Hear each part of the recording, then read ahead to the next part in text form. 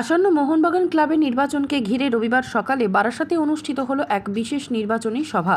শেঠপুকুর সংলগ্ন শিবানন্দ ধামের বিপরীতে করুণাময়ী ব্যাংকোয়েট হলে আয়োজিত এই সভায় উপস্থিত ছিলেন ক্লাবের অন্যতম কর্ণধার সৃঞ্জয় বসু, ছিলেন প্রাক্তন মন্ত্রী ও বর্তমান বিধায়ক জ্যোতিপ্রিয় মল্লিক, বারাসাত পুরসভার প্রাক্তন চেয়ারম্যান সুনীল মুখার্জি এবং সিআইসি অভিজিৎ নাগচৌধুরী সহ অন্যান্য বিশিষ্টজনেরা। এছাড়াও এই সভায় উপস্থিত ছিলেন মোহনবাগান ক্লাবের সদস্য ও সমর্থকরাও। সভায় বক্তব্য রাখতে গিয়ে সৃঞ্জয় বসু ক্লাব সদস্যদের সক্রিয় অংশগ্রহণের ওপর জোর দেন।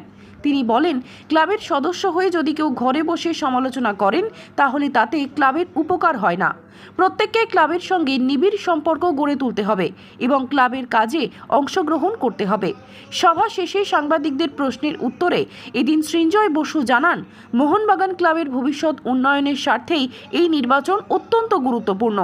এদিন তিনি আরও বলেন, নির্বাচনই আমাদের মোহনবাগানের নির্বাচন এইভাবেই হয়, স্টেপ বাই স্টেপ হয়। যে নমিনেশন ডিক্লেয়ার হয়, নমিনেশনের পরে ইলেকশনের ডেট ডিক্লেয়ার হয়, এইভাবেই হয়ে থাকে। একটা বিষয় সেটা হচ্ছে যে গত ইলেকশনে অঞ্জন মিত্রকে সরাতে সৃঞ্জয় বসু এবং দেবাশিস দত্ত এক হয়েছিল। এমন কি পরিস্থিতি হয়েছে দুজনে আলাদা যাচ্ছে? সৃঞ্জয় বোস দেবাশিস দত্ত এক হয়নি। সৃঞ্জয় বোস, দেবাশিস দত্ত, অঞ্জন মিত্র সবাই এক ছিল। সেখানে দেখুন, একসাথে চলতে চলতে মাঝে মাঝে কিছু জিনিসে বিভেদ হয়, আবার সেটা জুড়ে যায়। অঞ্জন কাপুর সাথেও পরবর্তীকালে আমাদের সম্পর্ক আবার ভালো হয়ে গেছিল। তো আমি বিশ্বাস করি আমরা সবাই মোহনবাগানি, এবং সম্পর্ক এমন হওয়া উচিত নয় যেখানে আমরা একসাথে ইস্ট বেঙ্গলকে হারাতে হাত মেলাতে পারবো না। আরেকটা বিষয় সেটা হচ্ছে যে অনেকে মোহনবাগান ক্লাবের সদস্য হতে চায়, সেই ক্ষেত্রে সদস্য হতে গেলে কি করতে হবে, কত টাকা দিতে হবে? না, সেটা এক্ষুনি বলতে পারছি না।